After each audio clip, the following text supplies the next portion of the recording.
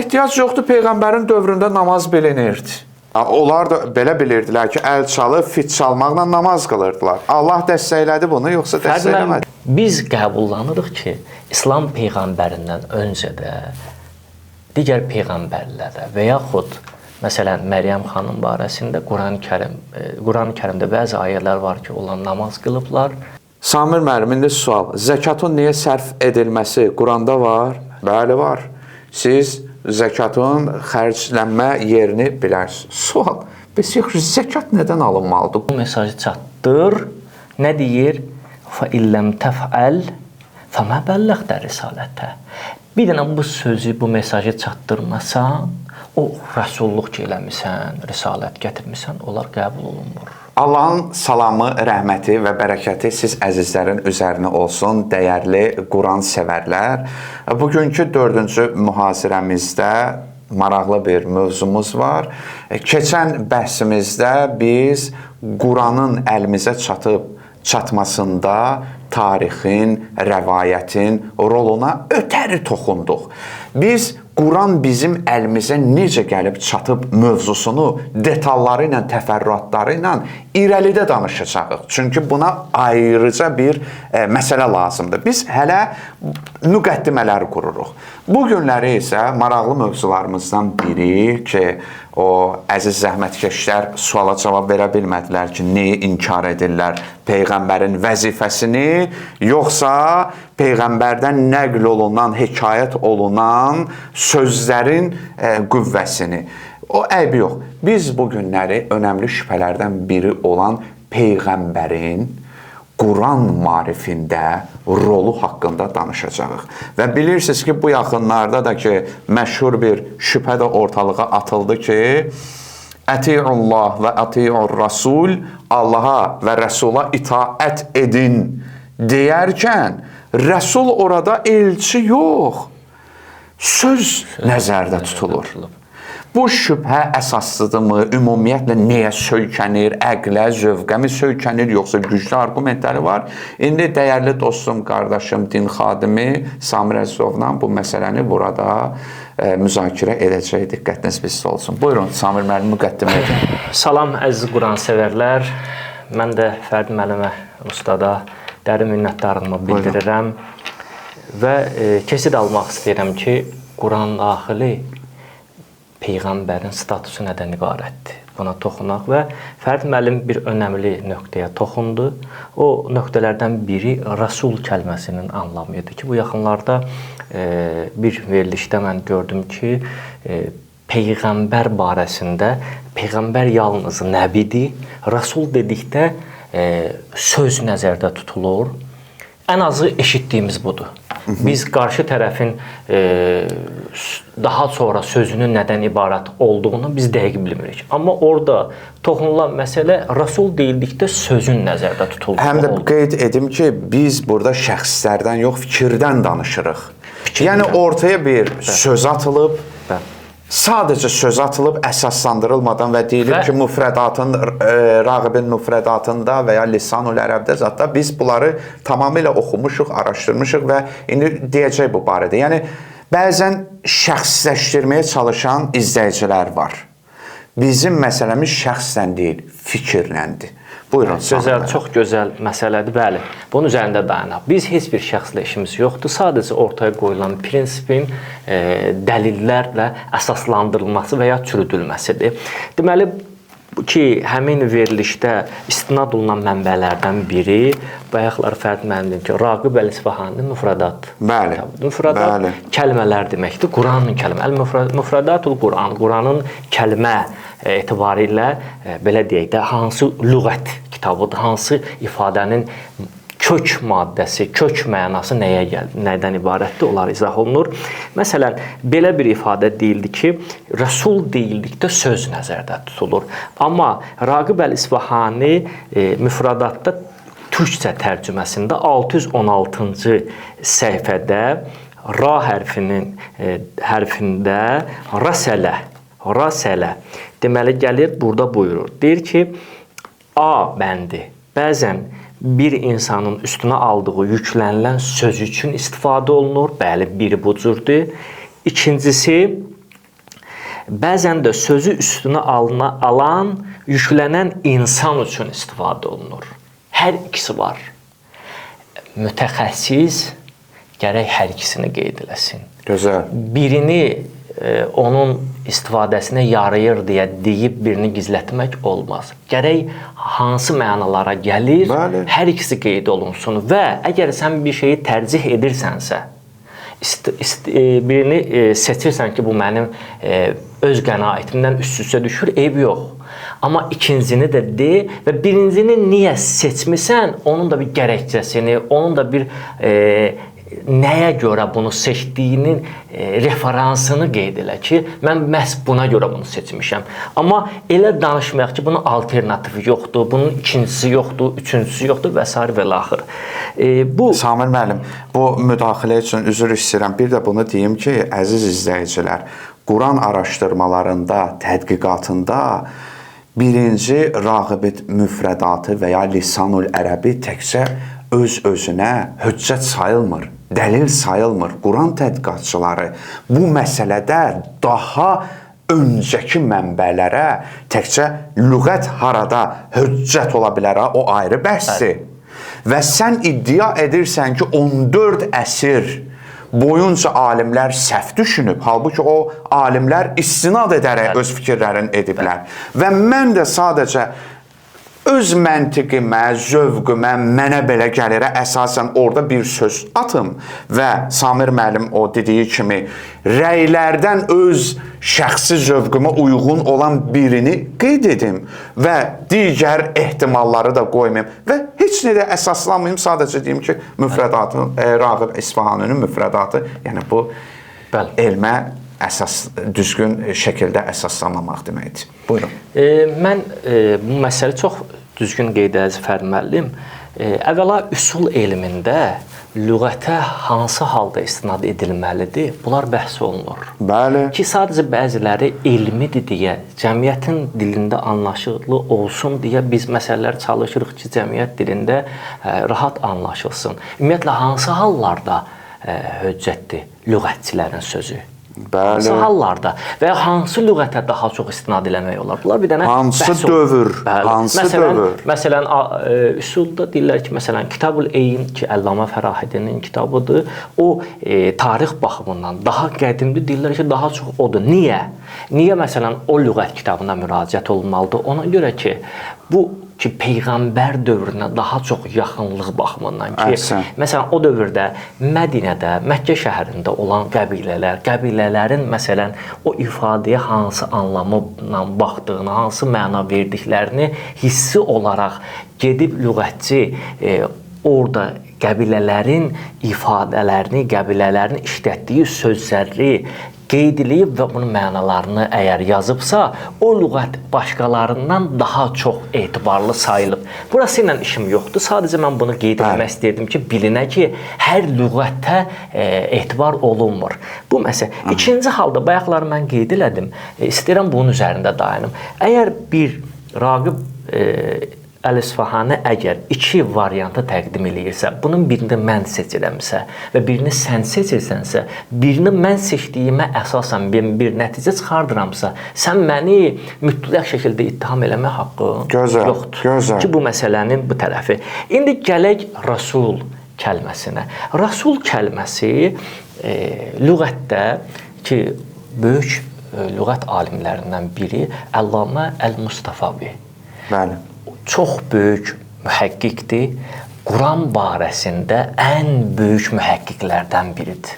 Rəsul kəlməsini tədqiqat eləyəndə belə deyir ki, Rəsul kəlməsi bir şeyi daşımağa deyərlər. O şey ki, bir şəxsi bir yerə göndərib, amma bərabərində bir şey daşımaqla. Məsələn, mən bir yerə bir şəxsi göndərirəm, amma heç nə buna bir şey vermirəm ki, apar. Buna deyirlər ərəb dilində infaz. Yəni apar, amma heç bir şey yoxdur yanında. Amma irsal desək, yəni onun bir şeylə göndərsən, gərək mütləq əlində bir şey olsun. O baxımdan, məsələn, bulud su daşıdığına görə olub irsal feili ilə gəlib. Və yaxud deyək ki, mələklər rasul olub, mələklər bir mesaj daşıyıb. Bəli. Yəni Quranda ki, tək peyğəmbərə aid deyil, Quranda belə deyək də bir çox məsələlər irsal feili ilə gəlib, bərabərində bir şey daşıyıb, bulud su daşıyıb. Məsələn, elçi, mələk elçi vəhiy gətirib, vəhiy daşıyıb. Peyğəmbərimiz özü rəsul olaraq vəhiy mesajını insanlara çatdırıb. Deməli, rəsul deyildikdə ancaq söz kimi başa düşülsə, onda kök məna kimi götürülməyəcək. Yəni, bəs suyu nə izah eləyəcəksən? O zaman onu irsal feilindən mi kənara qoyacaqsan? Yox. O da irsal feil. O da nəsə daşıyır. Deməli, məsələ misdağı götürüb, bir nümunəni götürüb, o nümunənin üzərindən məna vermək səhvdir. Bəli. Daşımaqdır. O nəyi daşımaq? O məsələ qalacaq artıq Qurana. Baxırıq ki, Raqib Əl-İsfahani 2-ci bənddə qeyd edir və Qurani Kərimin özünə, Quran ayələrinə işarə edir. Birincidə ki, şəxs buyurur ki, sözdür, orada şeirlə misal çəkir. Amma hansı yerdə ki, Rasul gəlir ki, yəni biz daha çox məşhur istifadə olunan mənadır. Biz də ona istinad edirik. Orada Qurani Kərimin ayəsi, məsələn, "Laqad ca'akum rasulun min anfusikum", sizin içinizdən sizə bir peyğəmbər gəldi. Və yaxud ayə gəlir, "İnnehu laqawlu rasulun kerim, inna rusulu rabbika lən yasilu ileyk." Məsələn, Qurani Kərimin ayələrindən bir çox misallar. Deməli, rəsul nədir? Rəsul özü ilə bərabər bir şeyi daşıyan şəxsə deyilir. İndi burada çox önəmli bir məsələni mən qeyd etmək istəyirəm. Əvvəla deyirlər ki, nəbi peyğəmbərdir, rəsul elçidir. Peyğəmbərə nəbilikdə tabe olmaq olmaz, amma rəsulluqda tabe olmaq lazımdır. Niyə? Çünki rəsul sözdür. Sözdə tabe. Bunu da belə izah edək ki, məsələn, hər kim rəsula itaət etsə, Allaha itaət etmiş olur. Ki, Qurani Kərimin ayəsi gözəl. İndi mən Qurani Kərimin bir ayəsini qeyd etmək istəyirəm. Quran buyurur ki, "İn kuntum tuhibbunallah fattabi'uni yuhibbukumullah." Əgər deyirsinizsə ki, biz Allahı sevirik, iddianız varsa, "Fattabi'uni", mənə tabe olun ki, Allah da sizi sevsin. Burada peyğəmbərin şəxsiyyəti ortadadır. Nə nəbi, nə rəsul. Peyğəmbər şəxsiyyəti. Əhsən. İndi mənim əzizlərim, bir söz deyim Samir müəllimin sözünə. Tabe olmaq məsələsi, məsələn, rəsula tabe olun, əgər sözə tabe olun deməkdirsə və məşhur bilirsiniz ki, bir dəstə adam var ki, peyğəmbərin bütün statusunu ancaq o sağ ikən qərarlaşır. Amma peyğəmbər vəfat etdikdən sonra ziddiyyətə baxın. Quranı götürürlər əsas. Yəni söz qaldı, peyğəmbərin şəxsiyyəti getdi. Bəli. Amma bayaqları dediyimiz kimi peyğəmbərin öz şəxsiyyəti qüvvədən düşdü. Yəni bu müasir növ peyğəmbərlik iddiası etməkdir. Yəni Quran var, mən artıq öz əqlimlə, öz nə bilim zövqümlə, məntiqimlə peyğəmbərin yerinə oturdum. İndi mən bunu öz istəyimlə şərh edəcəyim. Maraqlıdır, Quranda deyir ki, zikrə tabe olmaq sözü var. Mən ittəbə'ə zikrə və xəşiyyər rəhmanə bil qeyb. Zikrə tabe olmaq. Qurana tabe olmaq. Bəli, zikr. Və biz deyirik ki, zikirdən məqsəd Qurandır, dəlili nədir, o ayrı məsələdir. Amma burada nə deyir? Fəttəbi'uni, mənə tabe olun. Niyə Peyğəmbər demir ki, zikrə tabe olun? Niyə demir filan? Və ya niyə görə bəzi yerdə zikir deyilir, burada isə bu deyilir? Mənim məqsədim burasındadır ki, əzizlər, kim hansı mövqeydədirsə özü bilər. Öz ehtimalı, öz zövqi, öz məntiqi, öz ağlı özünə dəyərli ola bilər. Amma bundan istifadə edib suyun üzərində qurulan bir etiqadla başqa etiqadları tərpədə bilməz. Deyir ki, evin şüşədəndirsə, başqalarının evini daşlama. Ona görə başqaları da söz deyirsə, onlar da neyəsə əsaslanırlar. Zövqdən demirlər. Çünki əgər mən zövqdən desəm, sabah bunun cavabını verəcəm. Buyurun. Fərid müəllimin sözünə də qüvvət olaraq biz qeyd eləmək istəyirik ki, peyğəmbərə tabe olmaqdan söhbət gedir. Fəttəbiuni, mənə tabe olun. Amma yenə də o iddiası öz iddiasından əl çəkmir. Deyir ki, burada fəttəbiunidən məqsəd yenə rəsulluqdur. Yəni nəbilik deyil. Belə bir iddiayla da deyənlər var. Bunu da qəbullandıq ki, peyğəmbərə tabe. Deməli, bax fikir verin. Rəsul sözdür. Məsələn, Rəsul Allahın elçisidir, amma Allahın elçisinə nə etmək lazımdır? Tabe olmaq lazımdır. Allahın elçisinə nə edə tabe olmaq lazımdır? Gözəl. Gətirdiyi risalətdə, yəni Allah adına ümməti əlaqələndirən hər hansı bir mesajı peyğəmbər çatdırırsa, peyğəmbərə nə edək? Tabe olaq. Hə, indi bu yerdə Quran-Kərimin bu ayəsi yada düşür. Peyğəmbər sizə nə gətirdisə alın, nə qadağan etdisə ondan çəkilin. Ayəsi var. Deməli, Peyğəmbər nə gətirsə, Rəsul sizə nə gətirsə alın, nəyi qadağan etsə çəkilin. Deməli, Rəsul niyə? Çünki Allahın vəhiyini gətirir. Allah adına danışdığına görə ondan gətirilən hər bir şey alınmalıdır. Bunu da qəbullandıq. Qəbullandıqdan sonra indi bir dənə bir məsələ çıxır ortalığa. Rəsul nə gətirib? Risalət nədən ibarətdir? Risalət yalnız Quran deməkdir. Bax, sual budur. Əgər Quranda belə bir ayə varsa ki, Rəsul yalnız Quranı gətirib, vəhiy yalnız Qurandan ibarətdir, iddiası gərək iddiasını sübut eləsin. Rəsul əgər Quran gətirib, Rəsul Allah adına biz keçən səfər birinci bəhsdə dedik ki, sünnətül vaqiyyə. Məsələn, bir dənə söz deyir Rəsul. Məsələn, sözün budur. Mən sizin aranıza 2 ağır əmanət qoymuşam. Biri Allahın kitabıdır, biri də Əhl-i Beytim. Rəsul belə bir söz işlətdi. Bir Quran ayəsi gətirdi, bir də bu söz işlətdi. Biz o sözü də Rəsul olduğuna görə gərək qəbul eləyək. Niyə? Çünki Allah adına gətirir və ümməti əlaqələndirən bir məsələni qeyd edir. İndi burada bir dənə sürpriz ayə. Sürpriz ayə nədir? Elə Rəsul barəsində. Maidə surəsinin 67-ci ayəsi. Bismillahirrahmanirrahim. Ya eyyuhar Rəsul bəlliğ mə unzilə iləykə min Rabbik. Ey Allahın elçisi, Allahdan sənə nazil olanı çatdır. Nəyi? Nazil olan nəyi çatdır? Nə? Quran-ı Kərimdə var bunun açıqlaması. Mə. Ərəb dilində. Yox, deyəcək ki, Quranı çatdır. Yəni biz bilirik ki, Samir müəllim, bu Peyğəmbərin ömrünün son vaxtlarındadır. Burası önəmlidir. Peyğəmbərin ömrünün sonlarındadır. Artıq sən mesajı çatdırırsan, nə lazımdır? Quranın 95% çatdırılıb artıq. Bəlkə də daha çox. Önəmli bir məsələ var. Onu sən çatdırmaqda tərəddüd eləyirsən. Allah deyir ki, bu mesajı çatdır. Nə deyir? فَإِلَّمْ تَفْعَلْ فَمَا بَلَّغْتَ رِسَالَتَهُ.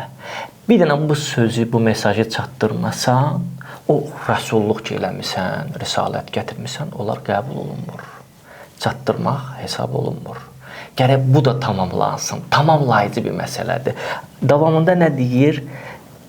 Vallahu ya'simuka minan-nas. Allah səni insanlardan qoruyar. Deməli, önəmli bir mesajdır. Amma Quran-ı Kərimdə bildirmir ki, nəyi çatdır. Bax, bu nəyi çox önəmlidir. Bu nəyi önəmlidir və bunun üzərindən mən bir məsələyə toxunmaq istəyirəm. Sonra Fərid müəllim məsələni daha da izah eləyər. Bu nəyi çox önəmlidir. Məsələn, biz deyirik ki, Quran-ı Kərimdə bəzi ayələr var. Bu bəzi ayələrdən biri Quran-ı Kərim məsələn, ya Peyğəmbər, get insanların mallarından zəkat al. Samir müəllim, indi sual. Zəkatın niyə sərf edilməsi Quranda var? Bəli, var. Siz zəkatın xərclənmə yerini bilərsiniz. Sual. Bəs zəkat nədən alınmalıdır? Quran hər addım başı zəkatdan söz açır. Niyə yoxdur? Niyə yoxdur? Dəyərli zəhmətkeşlər. İndi bunu siz mi təyin eləməlisiniz ki, mən nəyə zəkat qoysam? Yox, zəkat sadəcə sədəqədir. Maraqlı bir məsələdir. Zəkatın nədən ibarət olmasını Peyğəmbərin öhdəsinə qoydu Allah ki, sən malların içərisindən zəkatları, yəni zəkatı hansı mallardan təyin olunmalıdır, onu sən təyin eləməlisən. Bu təyinatdan sonra maraqlı birisiz nədir? Peyğəmbər dedi ki, məsələn, filan mala zəkat düşür. Aha. Biz ki, bəzən deyirik ki, hədisi vuraq Qurana, uyğun olsa götürək, uyğun olmasa kənara qoyaq. Məsələn, tutaq ki, bir mal, məsələn, zehnindən bir şey keçir. İnəyə, qoyuna bir zəkat düşür. Quranda nə inəyin adı çəkilir, nə qoyunun adı. Nəyə əsasən Peyğəmbər hədisi qəbul olunsa, əgər Peyğəmbər hədisi qəbul olunsa, nəyə əsasən qəbul olunacaq? Hansı meyara əsasən? Qurana uyğun gəlsə götürün. Bu Qurana uyğun gəlsə məsələsi bir qism hədisləri sabit eləmək üçündür. Bir qismdə nə eləyir?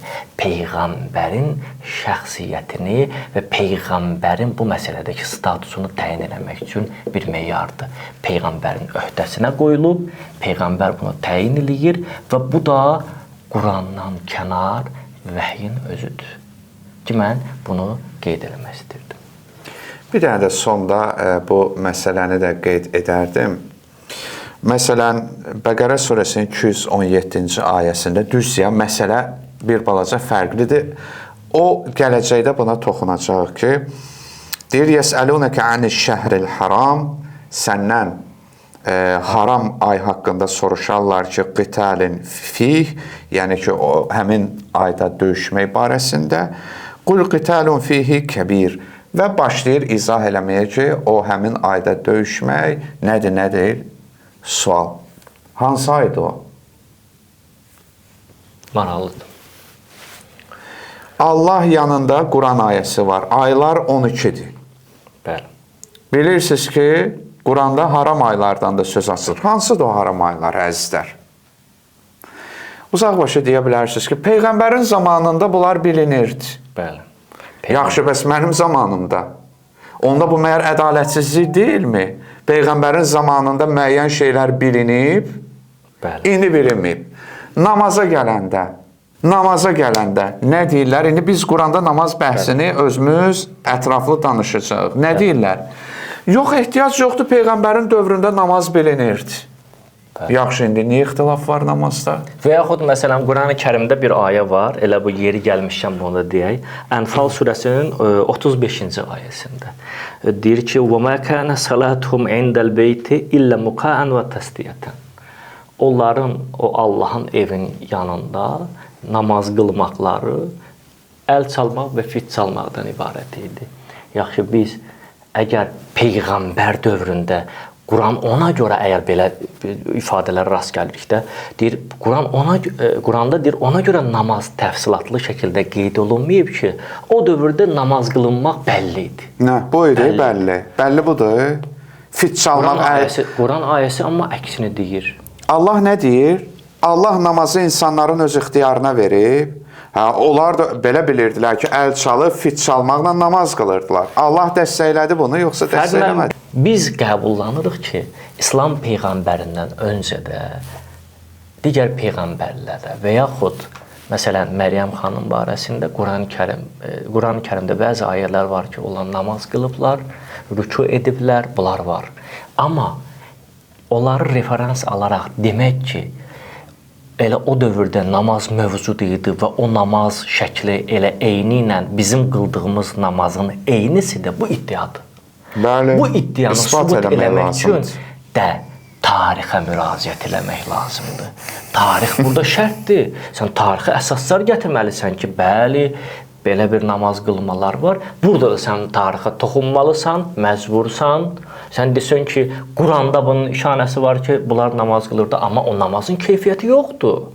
Quranda İsmail necə namaz qılırdı, Məryəm necə namaz qılırdı. Sənin namazın prinsiplərindən üst-üstə düşə bilər, amma keyfiyyət yoxdur orada da. Keyfiyyət olmadığına görə sənin əlində bir əsas yoxdur ki, deyəsən ki, o namazla. Amma Quranda başqa namaz şəkli gəlir ki, əl çalmaq və fit çalmaq. idi. Və bu məsələni mən ona görə qeyd elədim ki, zimnən məsələyə toxunduq. Məsələni geniş təfərrüatlı şəkildə Quranda namaz mövzusunda danışacağıq. Gələn bəhslərdə toxunacağıq. Deməli, əziz Quransevərlər, bununla da bu 4-cü mühazirəmiz tamamlanır. Biz qeyd etdik ki, Quranda Rəsul sözü hansı mənada gələ bilər? Əlbəttə biz buna yenə də toxunmamışıq. Rəsul nələr üçün istifadə edilib? Ərsələ feili bəzən kimlər üçün istifadə edilib? Sadəcə iddiaya ötəri toxunduq. Biz Rəsul nəbi fərqləndirməsində də buna toxunacağıq. Yəni bildik ki, mütləq həm də ki peyğəmbərə təkcə Quranda yox. İndi bizə məlum olmayan ki, bizə məlumdur ya, indi gətirmişik, hələ məsələni qurmamışıq ki, nədəsə bir başqa şeydə də itaət var. Bunu da bildik və bunu da bildik ki, bu itaət, yəni kimsə desə ki, mən tarixi qəbul edirəm, ancaq Peyğəmbərin sözlərini qəbul etmirəm. Bu da qeyri-səmimi, əsassız bir şeydir. Çünki yenə də qəbul etdik ki, onları bəlliğmə unzilə eləyik. Bu məsələdə də ki, biz bunları mütləq bilməliyik. Fərid müəllim, bir nöqtəyə də toxunum, inşallah ki, xülasələndirərəm. Biz, bax, bir nöqtə, biz yollar göstərəcəyik ki, bir dəstə ancaq sünnə ilə kifayətlənir, Qurana tabi olunmur. Bir dəstə yalnız Qurana tabi olur, sünnəyə tabi olmur. Amma biz daha mötədil yolu göstərəcəyik ki, Quran və sünnəyə tabiçilik, amma sünnənin də yerini Quranda bilməklə, Quranı mərkəzidə göstərməklə, sünnənin də onun işığında qəbullanmaq yolu daha mötədil yoldur ki, bu yolun isbatına, məqsəd bu yolun isbatını ortaya qoymaqdır. Mən təşəkkürümü bildirirəm. Oldu əzizlər, inşallah növbəti mühazirələrdə görüşənə qədər.